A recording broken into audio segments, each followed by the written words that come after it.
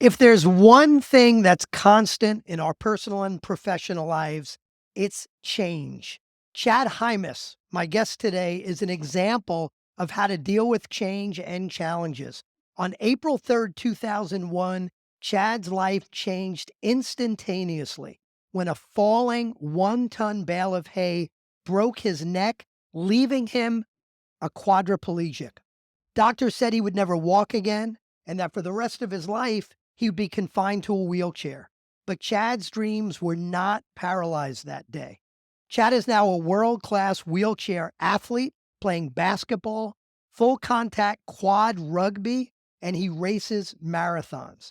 Chad set a new world record by wheeling a personal marathon of over 500 miles from Salt Lake City to Las Vegas. Yet Chad counts as his greatest accomplishment the fact that he remains a devoted husband to his loving wife, Shondell, and a proud father to their 4 children. His message is powerful. His accomplishments are amazing. Chad, thanks so much for being here today and being on the show. Thanks, Mike.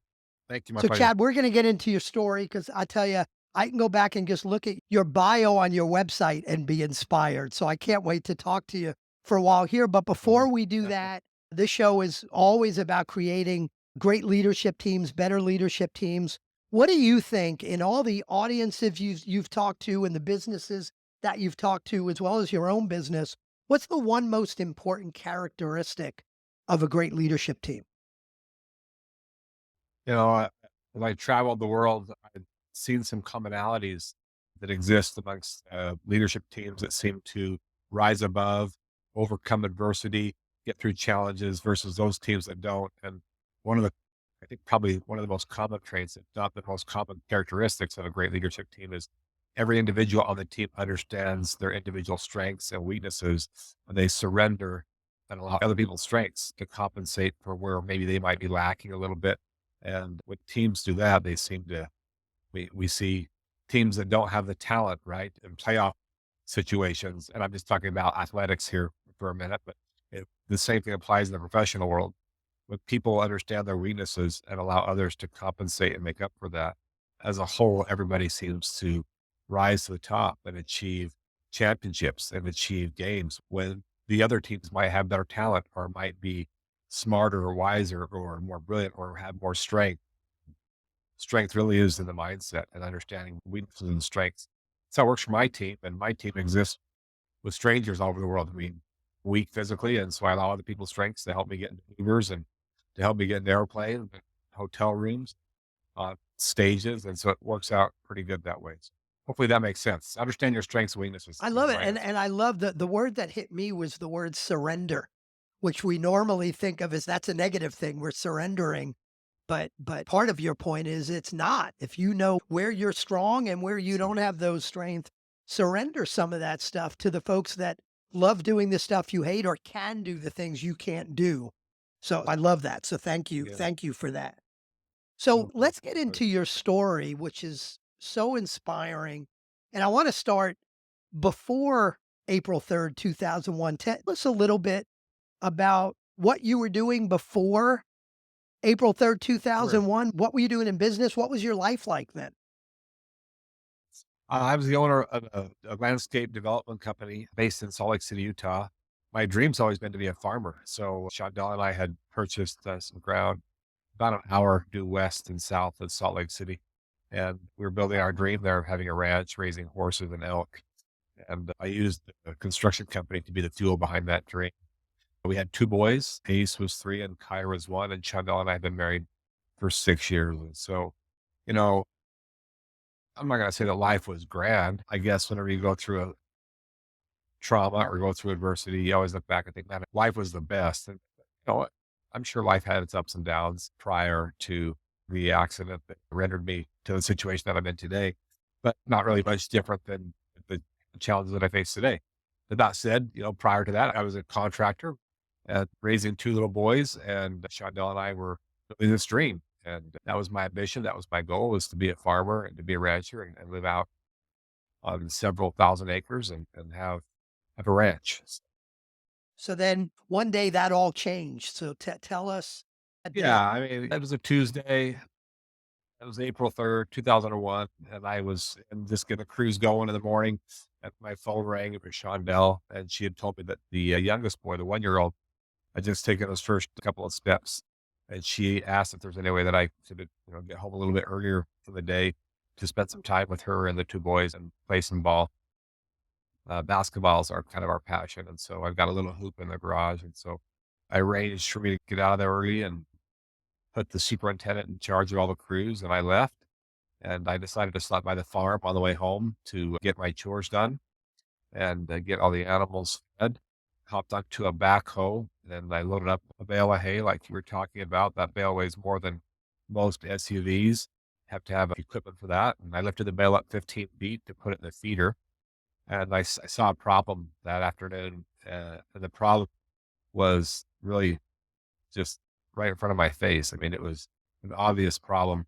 There was a red light flashing on the dashboard of my tractor. That was an indicator light that my hydraulic tank was running low. It was empty. It's like the fuel light going off in your car, giving you a warning that you probably ought to go fuel up. And I just ignored that. And the reason why I ignored it was because I'd gotten away with it before and never had a problem. And so I think there's a significant lesson right there. Just because we don't get caught doing something wrong makes it a right. And I'm guilty of that. That's why I sit. I'm not sitting because I'm stupid. I would never call somebody who's been in an accident stupid. People don't plan on getting hurt, or I don't think, you know, very seldom do I meet malicious people or people that plan on having a life altering, life changing, or life ending injury. I just don't meet people that really plan on that.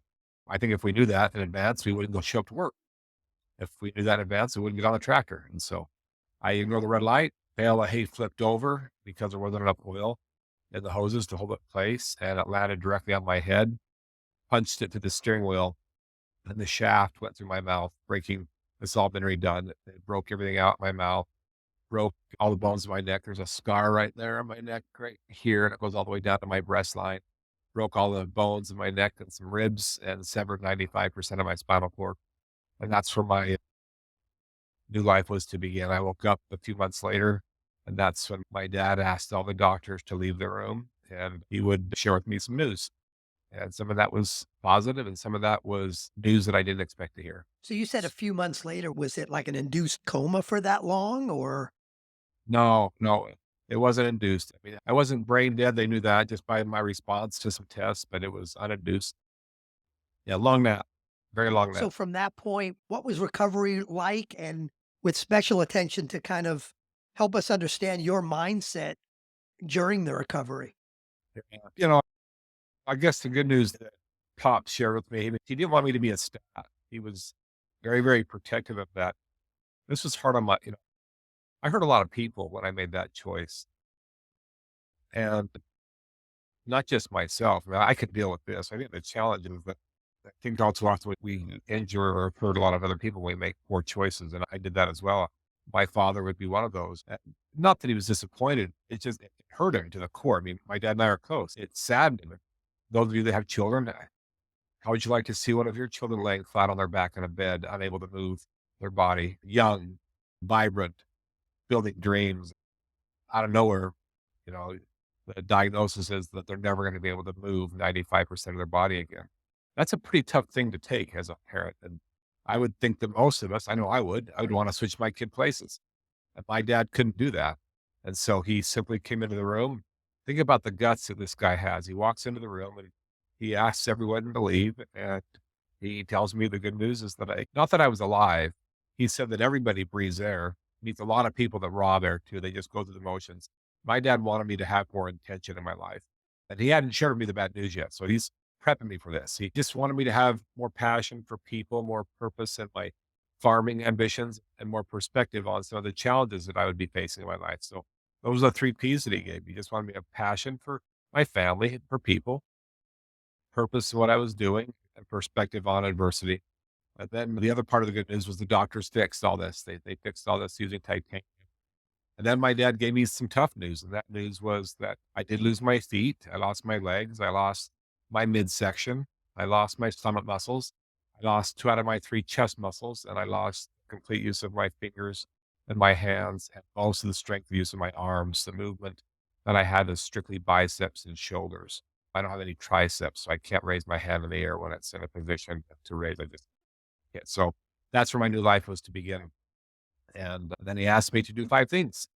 He asked me to be a better father to 2 little boys, a better husband to my wife. He asked me to be a better farmer. I thought that was a joke. He asked me to be a better disciple, whatever that means to you. And he asked me to be a better contributor to my society. And I did not take that very well. In fact, I thought he lacked credibility. I struggled with him asking that of me, not having the foundational footprint to understand how I felt and where I was going mentally and my body being completely numb. I did not like that. And so I said some things to my dad, Mike, that caused him to, I still can't believe I said those things to my father. My dad walked out of the room after hearing me and my response to his request. And my dad didn't say anything back to me. He just turned around and he walked out of the room. And the reason that he walked out of the room was because you can't teach somebody or lead somebody that doesn't want to be led. You can't make a horse drink. But we live on a ranch, and we always say that you can lead a horse to water, but you can't make the horse drink. I was the undrinkable horse. So my dad left because I was the stubborn horse. He returned back and asked me if I was ready to be tamed a little bit and surrender. And that's when the progress started, is when I started to surrender a little bit to my circumstance and realize that there's more than one way to walk. There's more than one way to eat food. There's more than one way to get dressed. There's not just one way to get dressed. There's more than one way to get from point A to point B. There's more than one way to coach kids in basketball. There's more than one way to farm. There's more than one way to ride a Harley Davidson motorcycle. I mean, there are several ways to do several things, not just one way. There's more than one way to get a drink. I mean, have to have my fingers to get a drink of water. And so once I started opening my mind to several right answers, then the doors began to open little by little, little by little. Was there a moment between your father having that initial conversation and walking out, and then him coming back in and saying, "Are you ready to be tamed?" Was your father coming back in the second time? Was that kind of the moment where you made a decision to change your mindset, or was there something else that happened in between? I just think the moment there was just, my dad did not deserve those words. I was surrendering to forgiveness. I was surrendering. I'm sorry, Dad. I know we're best friends. I am sorry. I'm struggling. And so the moment that you're describing is a moment of longevity. I mean, that moment is several months.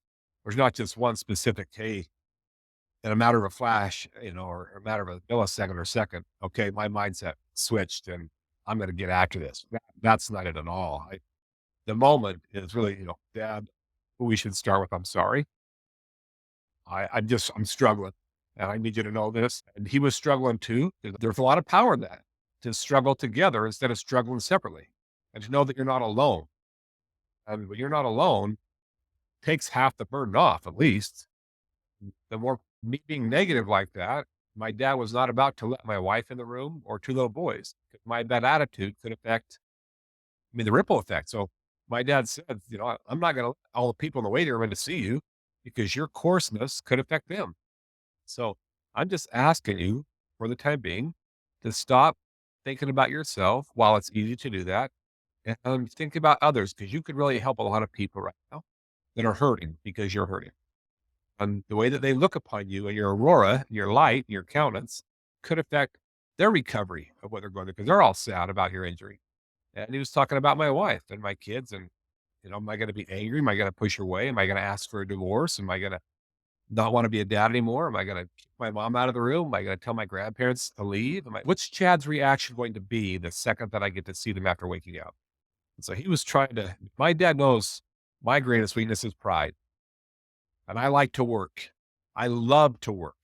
And I like to work hard. And I like to work long hours. I don't mind a 20-hour day. I love to work. And because it's not work to me. It's good exercise. It's building. It's creating. It's all the above. I love doing it. I can't get enough of it. And so me being limited to that was causing some dilemma, because now here I was not going to be able to drive a nail through a piece of wood with using a hammer, or, just build and create with my hands, which is what I thought creation was. prior to the injury. So once I got to my mindset, I guess maybe that's the piece we're talking about, into a place of I can see people and I can smile and I can get through that piece of it. Then, then we start the process of, we change the mindset to opening up some new ideas to move around, to build on relationship. You know, Changing your mindset is much harder than digging post holes. Changing your mindset is so much harder than running an ultra marathon. So much harder. When people grasp the mindset and they learn the power of the mind and what that can do for us, so many more doors open up for us. The world then becomes this big open space of opportunity instead of adversity and struggle and challenge and drugs, bad crap on TV. And it just becomes so much more positive, so much more of an open space of opportunity, I guess is how I describe it. If your mindset is stuck in the ways you've always done things, you're going to struggle. If my mindset was stuck on the way that I used to ride a horse, I'd be struggling right now. If my mindset was stuck on the clothes that I used to wear, you can see what I'm wearing right now. I'm staying warm. Uh, wouldn't be the clothes I'd be wearing if I was out there ranching. I'd be wearing my Carhartts and cowboy boots. And so, when I'm willing to adapt to those changes, boy, the doors just keep What's open. the biggest difference between your mindset before the accident? Not when you were lying in bed and your dad came in, you were probably in a different place at that point, in a scary place. Sure, But sure. what's the difference in your mindset before the accident? Or is it not very different? No, I think it's a lot different. I think my mindset before was, oh, I wear cowboy boots, I wear Wranglers, and I wear Carhartt shirts, flannels, denims, and I'll put a cowboy hat on and a belt buckle. That's what cowboys wear. Today, I'm wearing a hood, two pairs of long johns underneath. I'm wearing some pants that are slippery in nature and stretch. They're two sizes too big. This hoodie's two sizes too big. And my shoes are made of net. They're Adidas brands. Can't stand Adidas really, but they're Adidas brand and they don't have any laces. Allows me to get dressed by myself. I got up at 3:30 to be on the podcast this morning at 6. I'm not saying that to complete. I told you I like to work. And so some people get up early and they drink coffee. I just get dressed. It takes me 2 hours to get dressed when I change my clothes, the kind that I used to wear. So I no longer wear the tight Wranglers. They're too tight. They're hard to get on. I no longer wear the button-up shirts. You can see it's got a zipper. So I just grab it with my teeth and I can zip. I'm good to go. When I'm willing to change that mindset, boy, I can still wear a nice shirt. I can wear my shoes. I can put them on with my teeth and my wrist, and it allows me to travel the world alone. And so that's a big deal to me. I've learned that I don't have to ride a horse to be a farmer. Today, I ride an airplane. And I used to think that 20,000 acres is a big piece of ground. Would you say that, Mike? Let me ask you that question. Given my home is on about a half an acre, yeah, that's pretty big. So let me see. Let's change the podcast. Let me ask you a couple Uh-oh. questions. These, these tires that I'm on, these tires, they're made of knobs. They're mountain bike tires. They've allowed me to go to 89 countries, more than my boots would have ever taken me or a horse. That's a big ranch, much bigger than 20,000 acres. I'm just saying, sometimes we think that a half an acre is small. And we need to be very, very careful of that. Don't limit yourself to a half acre. Don't limit yourself to 20,000 acres. Don't limit all 7 continents that God made. These tires have taken me to those pieces of ground. That's a big farm. And sometimes when I wheel outside at night at the ranch where Chandel and I currently still live, and I look up and I see all those stars, I think to myself, there's got to be a lot of farms up, a lot of massive ranches. That's just my thought process. That's my mindset. And so I would just say to our audience, when it comes to leadership and it comes to being an influencer, that's what leadership really is influencing the lives of other people. Leadership is not demonstrated by being a CEO, a CFO, a COO, a father, a mom. I don't care about your titles. I don't take offense to that. I'm not trying to be negative today. I'm just saying titles mean nothing. Just because I have children doesn't make me a father. That's a title. I have to demonstrate what fatherhood looks like. Just because I'm married does not make me a good husband. That's a title. I have to demonstrate what that looks like. Titles are demonstrated by behavior, not announced because you're given a title. And your followers will let you know how good of a title you are. So if I want to find out what kind of a good dad you are, I'm going to ask your kids. If I want to find out what kind of a good boss you are, I'm going to ask the frontline guys that are working underneath. That's an easy assessment, probably the easiest assessment to ever. Are your people better because you're around? Now we're talking about an influencer, somebody that impacts people's lives for the better. I just think sometimes we think too small, Mike. We think because the way we always have done things is the only way to do things. Older you get, the harder it is to change because we get so caught up in the way we've always done. So it becomes difficult, more difficult the older that we get. But once again, you are willing to surrender that mindset and say, you know what, my body's changing. Maybe I shouldn't have too much caffeine. Maybe I should change my diet a little bit. Maybe I should go for a walk every morning. I might want to start meditating in the morning and start with the morning of gratitude, find something to be grateful for. Then your challenges become a little bit less and less because you're adapting to changing circumstances. I've stopped looking so much at the news because sometimes I look at the news, it makes me sad. I want to know what's going on, but I don't dive deep into politics too much. I don't dive deep into some of the destructive things that are happening. Oh no, I pray for those people. Just makes me down. And so I want to pray for people that are going through suffering and wars and loss of their homes and don't have food to eat. And, and then try and control what I can by donating to good causes and building charities to help people rather than just focus on all the negative. Otherwise, I'd be down myself. I don't know if I heard you say this or maybe it was a quote I read, but I've met people that could walk that are more paralyzed than me. What Yeah, does I've that said that. mean? Well, people that refuse to change the way they've done things their whole life will find themselves more trapped than me. I'll give you an example. If I was not willing to change the kind of clothes that I wear, we've talked about the clothing today. I mean, I am used to wearing boots, leather boots, Wranglers, denim, flannel, pearl snap shirts. I just can't wear those clothes anymore. It's not because I don't like them. I just can't. The pants are too tight. The boots are made of leather. My feet fill with water. They swell. If I wear leather, they get big during the day. I take the risk of having a pressure sore. That's why my shoes are made of knit and there's no laces. You know, my shirt, as we discussed, is a zip-on shirt. But if I refuse to change this because I'm not changing it for anybody, I don't care what other people think. I'm not doing it. It looks stupid. It feels awkward. Pushing a wheelchair is different. There's not too many wheelchairs out there in comparison to the broad spectrum thing. There's not a whole lot of accessibility. I'm staying in the house. That was my attitude. You wouldn't have seen me at my kids' basketball games. You wouldn't see me at a movie theater. I wouldn't be going on dates with my wife. I would just be stuck in a room watching Judge Judy all day. That's paralysis. I'm not saying Judge Judy's, but I'm just saying not a good medication.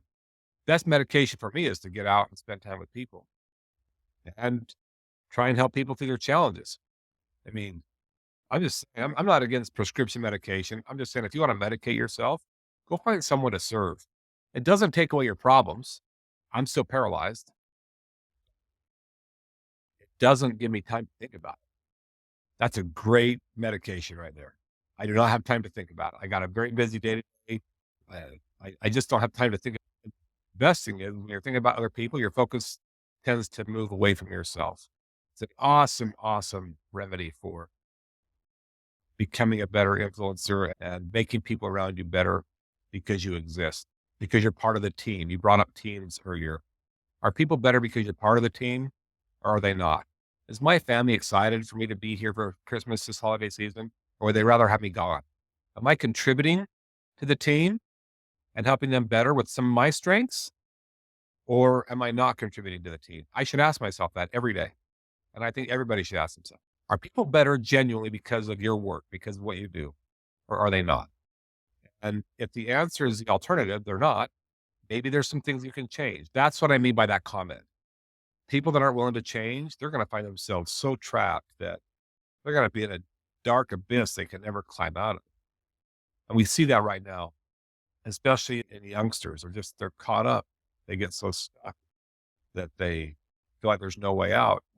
All they got to do is change their mindset about a couple of things and give themselves a start. Then they'll start to climb. So I'm hearing two themes, and I want to drive into what you're doing today and how you're helping people and why you do that. But The first theme I'm hearing is that flexibility or adaptability. And, it's everything from the clothes you wear to what you're doing. That seems to be a major thing that holds people back, is not being willing to change. So there's that flexibility and adaptability. And then the second theme I'm hearing is being of service to others. And let's dive in on that because that's such a big part of what you're doing today. So, when did from the time of your recovery to now, at what point did you say, hey, I've got to start getting this message out to other people? I've got to start using my situation and how I've gotten through it to inspire others. Was that months after the accident, years after the accident? When was that shift? Never wanted to speak in front of people, never wanted to write books. I just wanted to be a farmer. Ironically, 2 months before my accident, my dad was in Dallas, Texas at his insurance annual sales event. My dad was an insurance salesman, and he was one of the top sellers in his company. And there was a keynote speaker that rolled out on stage and spoke to the audience. Kind of an epiphany is my dad bought his best-selling book and in VHS tape. That tells you how long ago this was. And that's uncanny for my father because my dad doesn't buy things kind of cheap. And he bought that. He was very inspired by this guy's address, by what this guy was doing. Brought it home for us all to watch, like me and my brothers and our spouses. And we never found time to go over to my dad's house and watch it. We just too busy, I guess. Just never made it happen. And 2 months later, my dad's oldest son would break his neck with a bale of hay. When you wake up from that situation, you really don't have any say about what your family has you watch. So my dad brought that VHS tape. He wheeled in a big cart with a big box TV, not a flat screen. That VHS machine that we all used to put the VHS tape in. He had play it. He had me watch that. And I watched Art Berg speak and I listened to it. Now, I don't remember what he said. I just don't. But I do know this. His hands looked like mine. His body contorted like mine did in the hospital. And in that, I could relate. And there was one difference between Art and I really remember. He was happy and I was not. So after we were done watching that, I hit rewind. Waited 20 minutes for it to rewind all the way back to the beginning because that's how VHS says. And I hit play again.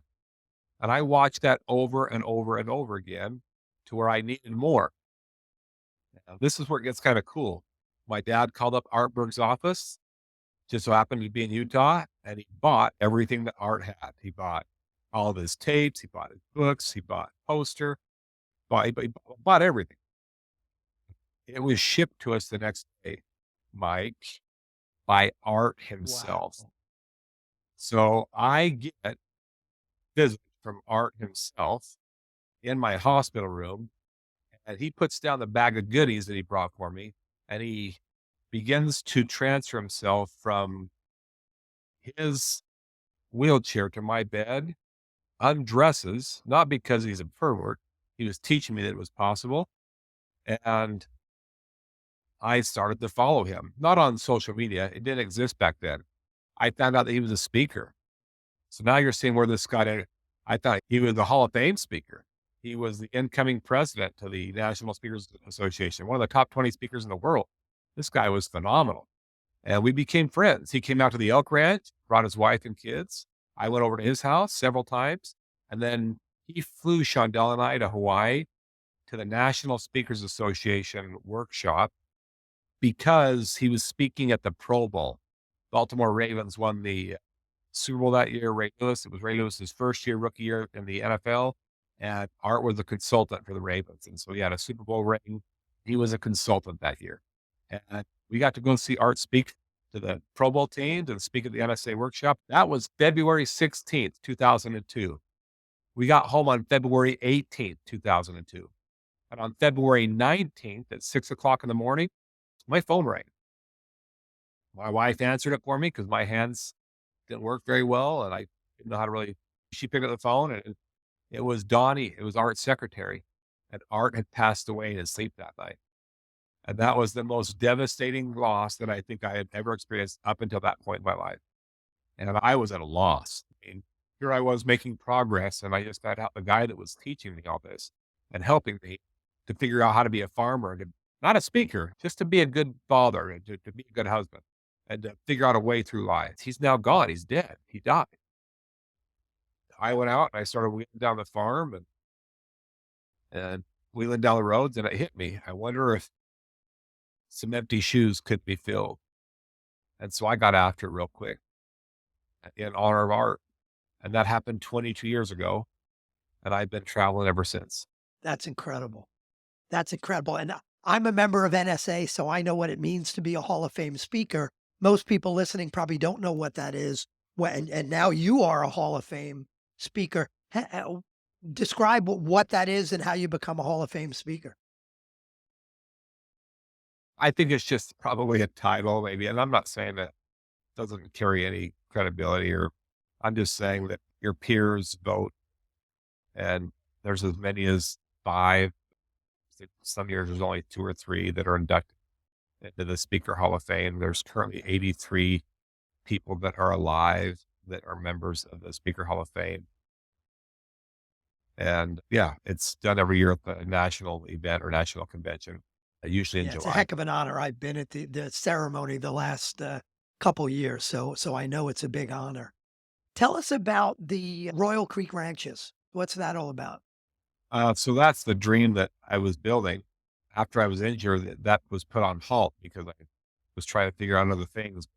Now it's kind of all come full circle and come to fruition. And Shondell and I have a facility, a retreat center up there where we bring people into our leadership retreats and just different kinds of retreats we do there. We do raise elk, still have the elk farm and horses. We have great people that we're surrounded by that help run the ranch and the farm. It's royalcreekranches.com. I'm not there to pitch that. It's Go okay. check it It's out. okay It's to pitch it. phenomenal. You The can animal. pitch if you want. Well, there's nothing to pitch. I think it's just proof that you can accomplish whatever you'd like to if your mindset's in the right frame of mind. And so royalcreekranches.com is the name of the ranch, or Royal Creek Ranches. And that's the dream full circle. And am I right? There was a fire there not too long ago, and you guys had to rebuild. Yeah, we built it once in 2017. In 2019, she burned to the ground. I was holding a retreat there.